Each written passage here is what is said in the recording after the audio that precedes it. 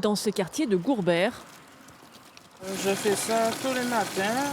Donc, quand c'est le robinet est sec, quand il n'y a plus rien, je suis obligée d'aller prendre de l'eau. L'eau est une denrée rare. Alors c'est la corvée et le système D pour Lydia Rosinel.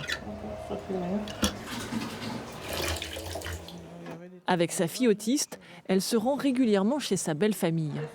Eux ont de l'eau, ou presque. Une fois par semaine, ils coupent le soir vers 20h, ils envoient le lendemain. Lydia en profite pour faire les tâches ménagères et pour se rafraîchir. L'eau, c'est la vie. Si on n'a pas d'eau, on ne peut rien faire. Sans eau, on ne peut rien faire. La Guadeloupe vit au rythme des coupures. Pourtant, l'île regorge de rivières et de cascades. Problème, les canalisations datent des années 50. Elles n'ont jamais été entretenues. Des fuites comme celle-ci, il y en a partout.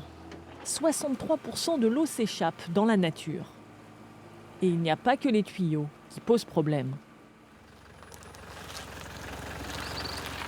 Capesterre-Belle-Eau, c'était plus de 60% de la production bananière il y a une trentaine d'années. Donc vous comprenez très bien que les terres de Capesterre sont chlordéconées. Avec la chlordécone, ce pesticide longtemps utilisé sur les cultures de bananes, la qualité de l'eau s'est dégradée. Mais c'est un autre scandale qu'entend dénoncer cet élu d'opposition.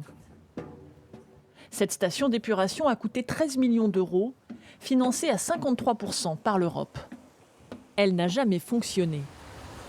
Tout un système abandonné aujourd'hui, enfin depuis l'inauguration en 2013. En cause, selon lui, la mauvaise gestion des autorités locales.